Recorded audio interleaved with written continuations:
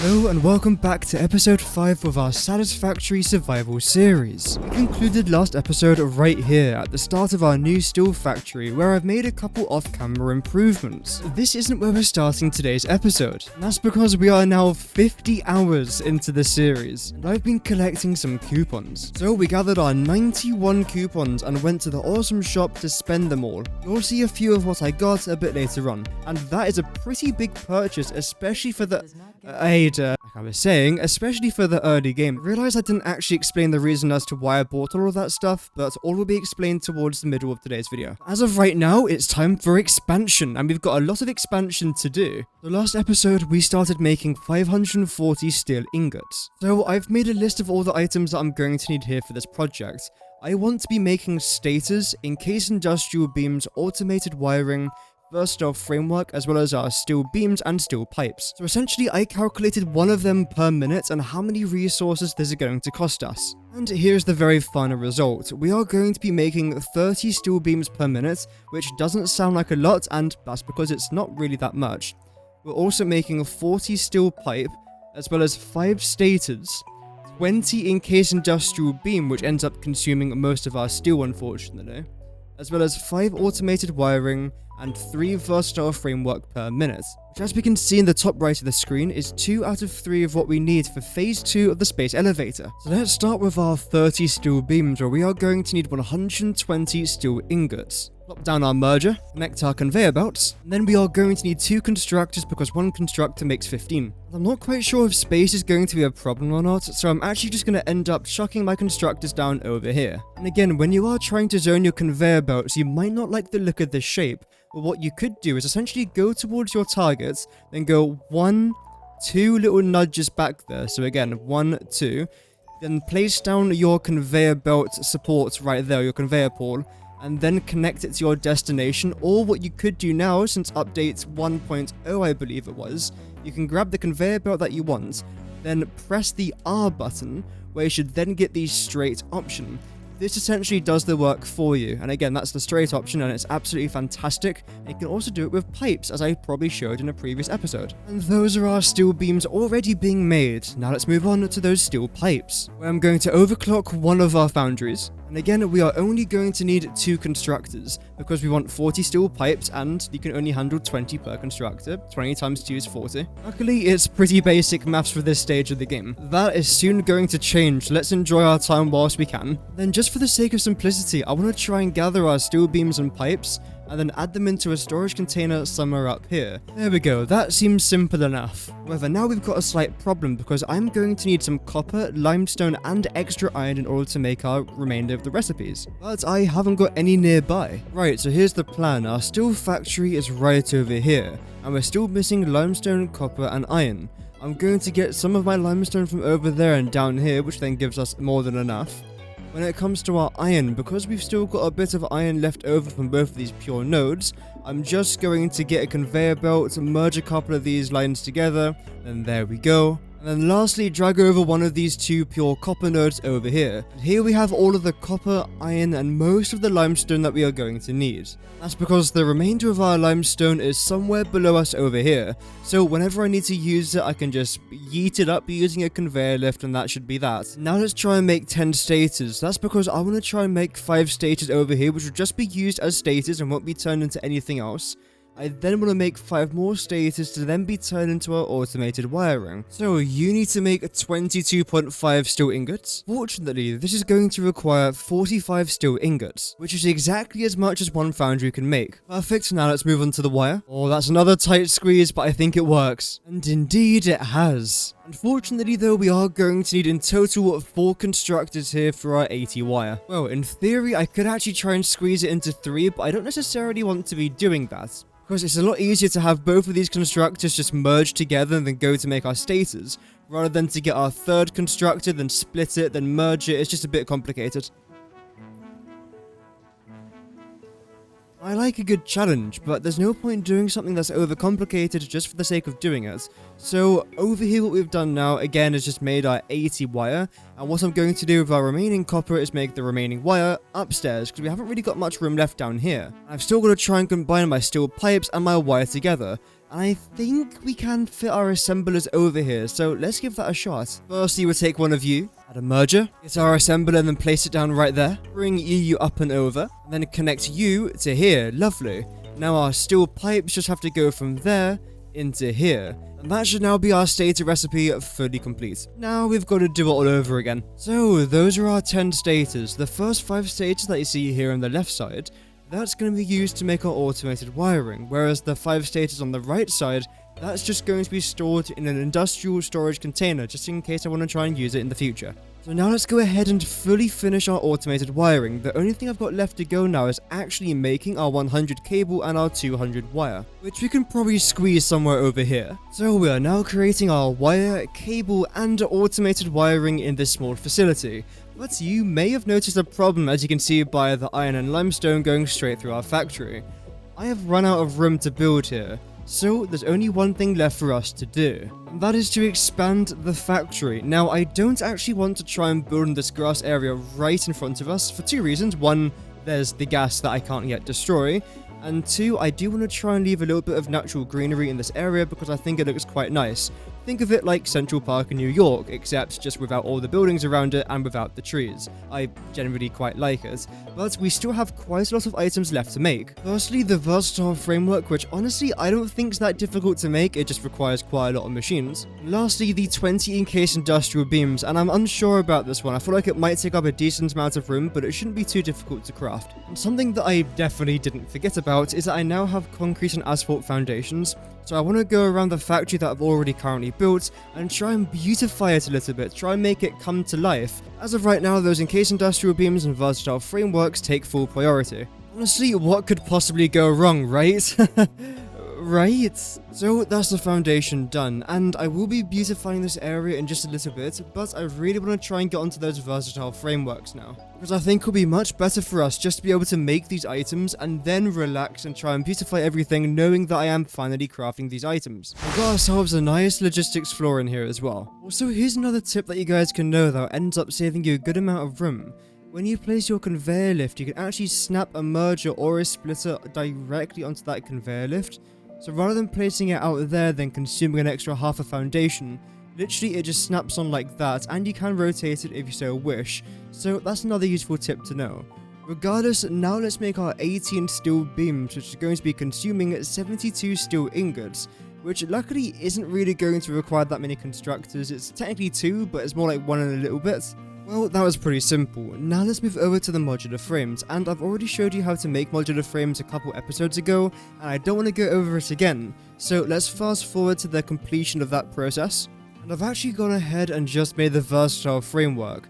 So what we're looking at here right in the center of frame, the constructor on the right side is making our screws, whereas the one in the middle is making our iron rods, and the one there on the far left is making our iron plates. Our iron plates and our screws then combine to make our reinforced iron plates.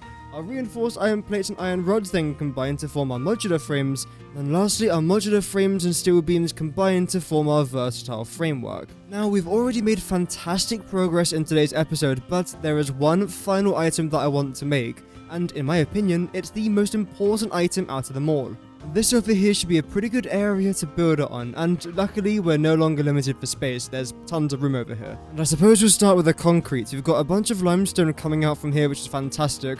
I've also got a bunch more coming from that grey tower over there as well, since there is in fact a limestone node on top of that little hill. But how exactly do I bring that here? Well, when there's a will, there's a way. That was fairly easy. So if one constructor can take 45 limestone per minute, and you're carrying 270 limestone, that means that we can have 6 constructors to turn all of our limestone into concrete over here. And for the 90 that's left over, that's another 2 constructors, so 8 constructors in total. That's going to be quite annoying. In fact, I'm wondering, you know what? I think it works, and I think it looks quite nice, so we're gonna keep it. Also, all of our constructors are finally making our concrete. We are another step closer to those encased industrial beams.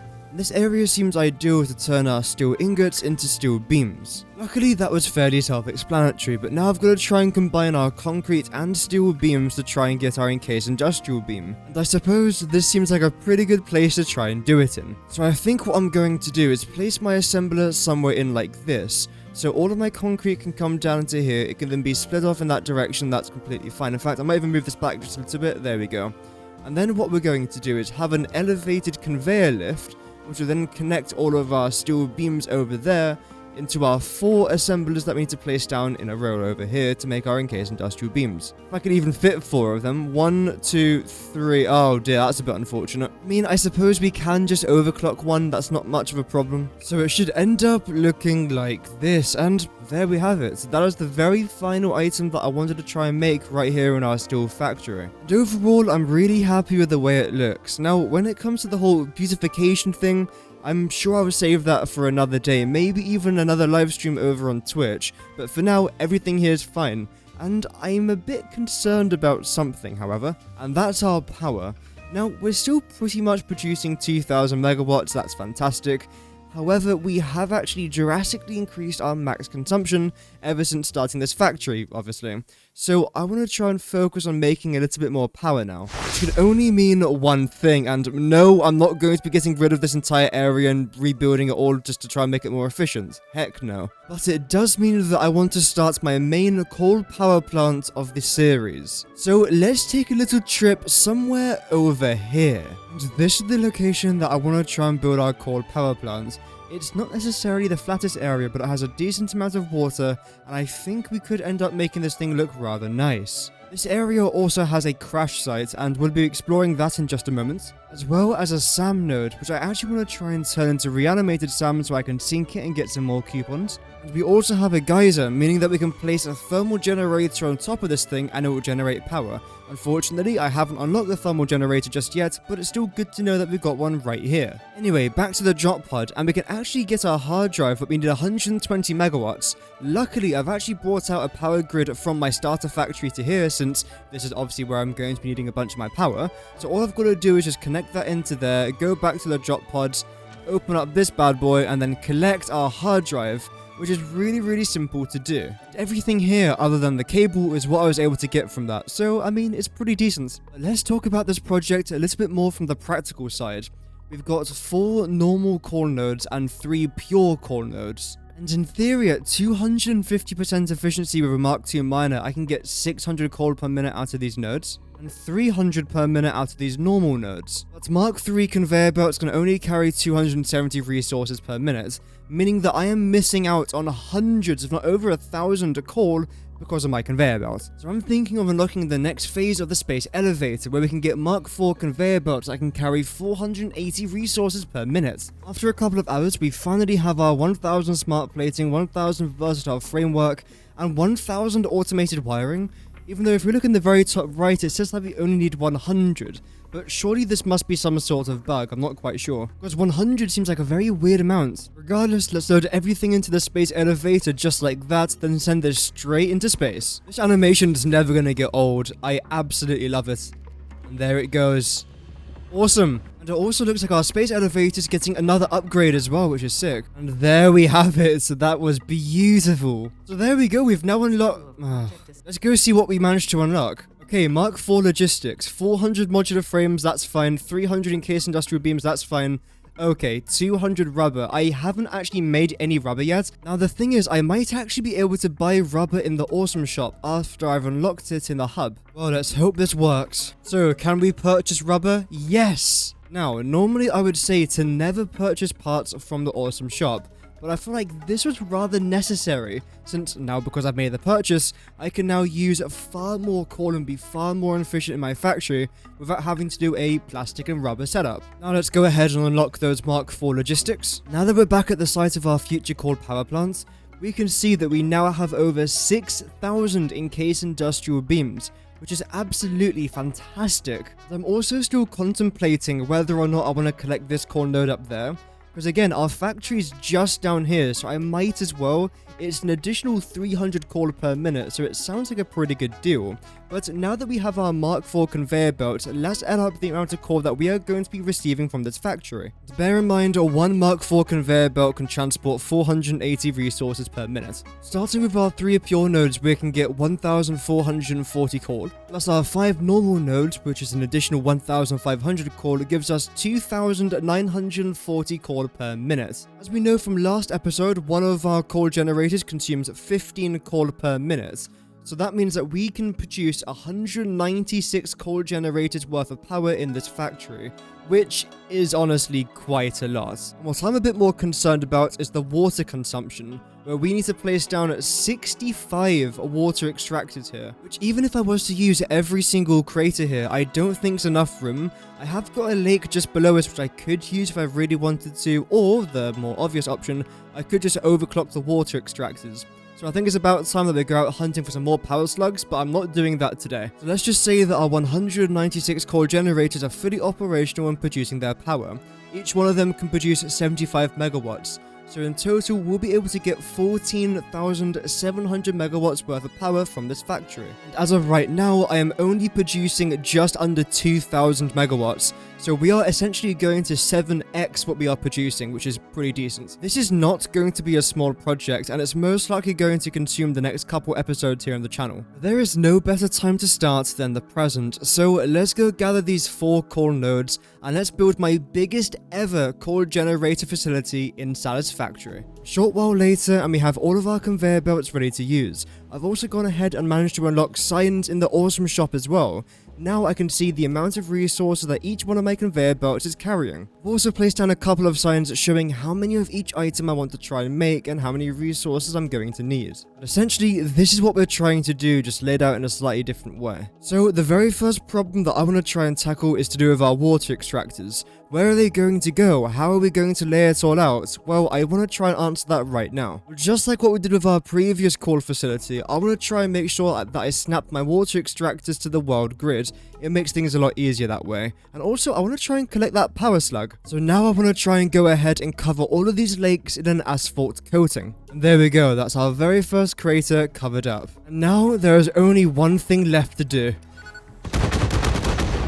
Yep, it was about time. I've unlocked the nobelisks, and they're really fun to use. You can actually make these explosive nobelisks in your equipment workshop. To make these nobelisks, you have to go into your MAM, then scroll down to the sulfur category, where you can then unlock the nobelisk detonator, and to make this, you need something called black powder. The basic recipe for this black powder is just coal and sulfur. You can then go into your equipment workshop, where you should then be able to find, well, the black powder, obviously, which is where you make it, and the nobelisk itself, which combines the black powder with those steel pipes, and that's essentially it. It's a very basic recipe, and honestly, it's a pretty fun thing to make. So here's the plan that I'm thinking of. What you see right here is the crater that I've just filled up.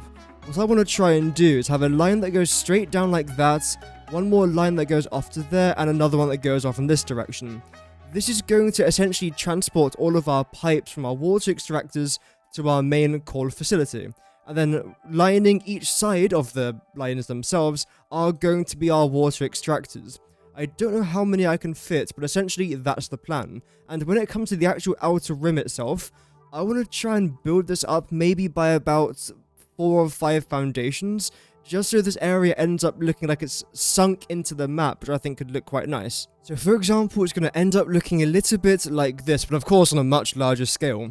I want to try and build, let's say, a quarter of this one crater. I want to see what it's going to end up looking like, and if it looks good, I'm going to try and continue with this idea. But it's safe to say that this is not going to be a quick project at all. So, the first quarter is done, and I will admit, it has been about 3 hours. Worst of all, it's not even done yet. I haven't connected the pipes, but luckily, that won't take too long. And the best part is, even though this area doesn't necessarily look very good underneath the main part of our water extractor facility, it's a pretty good spot for all of our logistics, so I'm pretty happy with this being here. I didn't want to go too over the top with all the detailing, so I'm happy with the way this is as of right now, but I'm sure I'll be adding bits and bobs throughout the process. So, as it's getting dark now, let me give you a quick tour around this area.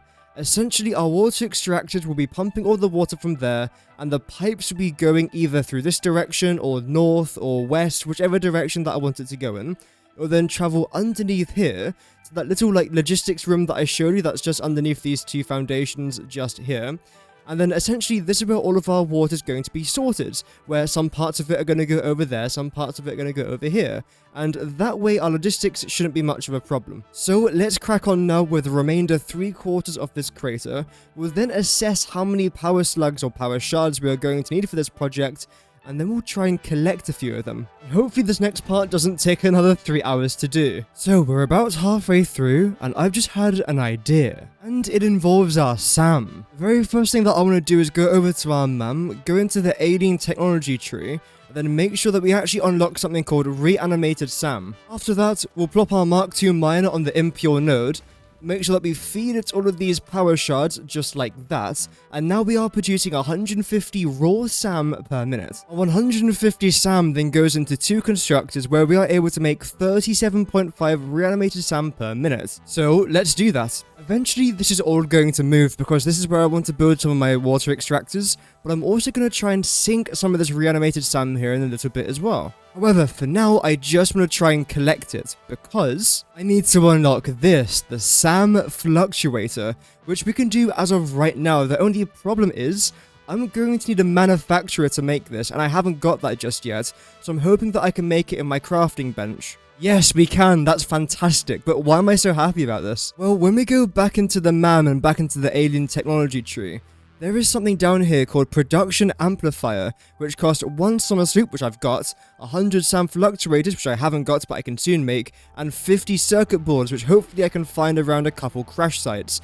And when I make this, it essentially means that I can start to add Summer Sloops into my constructors, assemblers, manufacturers, and all the other machines in the game. Which essentially means, let's say for example, if I was to make our iron ingots, rather than 1 iron ore making 1 iron ingot, the 1 ore now makes 2 ingots, so you get double the outputs but only the exact same amount of input, so that doesn't double either. This essentially means that if I was to put a power slug into a constructor with a Summer Sloop, I'll be able to get double the amount of shards compared to if I wasn't to have a Summer Sloop. So now I suppose I'll just let this do its thing in the meantime. So now let's finish the remainder of our water extractors. So the work on our very first crater is now done. All I've got to try and do now is connect all the pipes and do all the logistic work for that off camera. This is pretty self-explanatory. All I need to do is just connect all the pipes from the actual water extractors themselves and pipe everything underneath this main concrete area that I've built.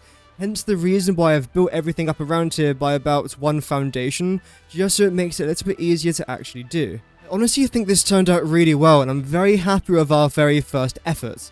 We are not done with this episode just yet, because we are back in our starter factory trying to see what other upgrades we can do in our hub. We've still got the vehicular transport, which is trucks and truck stations. I'm not too concerned about that, plus 3 inventory slots, which is always pretty nice.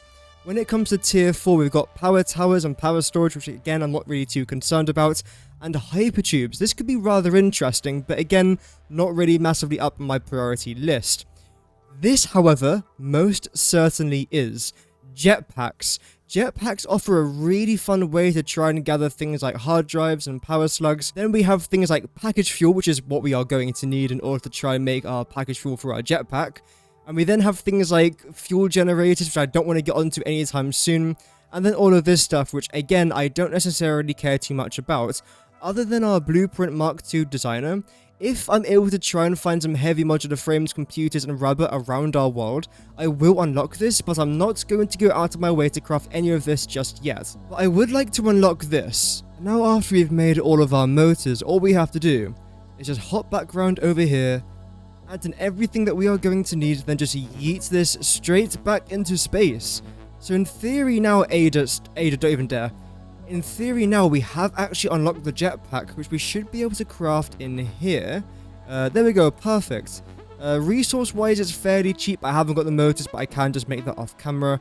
But I haven't got any resources to then power the jetpack. Let me show you what I mean by that. So we can equip our jetpack just like so. Then when we're here, we can see, oh, it actually takes solid biofuel. Wait, what? I mean, don't get me wrong. I'm sure this is going to be terribly inefficient, but let's just double check. If I was to try and fly up here, I mean, it does work. It absolutely does work, but you are going to have to stop and pause every couple of seconds. But that is an absolutely fantastic upgrade. I thought I would have to wait until fuel or liquid biofuel to try and get this stuff, but no. Off camera, I actually went ahead and I've unlocked another huge quality of life change, which is the Blade Runners. If you've never seen one of these in action before, let me show you, because they are absolutely amazing. All you have to do again is just equip your Blade Runners. You can either drag or drop this into your legs tab, or what you could do instead is just hold down shift, then press the left mouse button, and it automatically equips the Blade Runners. And what this does is that, look at my jump from here to here, for example. It's not incredible, it does the job, but when I equip the Blade Runners though, suddenly I can jump a lot further. So this is going to make jumping from point A to point B, and of course exploring the world, so much easier. I can get on top of things I couldn't get on top of before. I can maneuver and traverse the world in a far easier manner. So yeah, these Blade Runners are absolutely incredible, and again, paired with our jetpack, it is an absolutely unbeatable force to be reckoned with, especially during exploration. Now, is there anything else I can research today? Wait, we can also do dimensional depots as well? If you don't know what a dimensional depot is, essentially if you've ever played Minecraft, it's an ender chest. Except in Satisfactory, you can have a conveyor belt going into the ender chest. I have made a full video about it, which I do recommend checking out if you are still a bit confused. But long story short, this tab is absolutely incredible. The next thing I still want to try and unlock though is that, which I cannot do, and I'm not too focused about the power augmenter at all for this stage of the game. I suppose for the very final thing that I want to try and unlock in the hub, it's going to be the vehicle transport. Again, don't care too much about that, but the 3 inventory slots seem pretty cool, so let's just go ahead, slot those remaining rotors into there. And just like that, that's another milestone tab complete. Ada! We managed to get a lot of work done today, which is absolutely fantastic. And now because of these recent upgrades, there's a lot more exciting things that we can do in our next episode, including exploring. But that will all be said and done when it comes to it. Without further ado, thank you very much for watching, liking and subscribing. Have an amazing rest of your day, and I hope to see you guys in episode 6. Godspeed.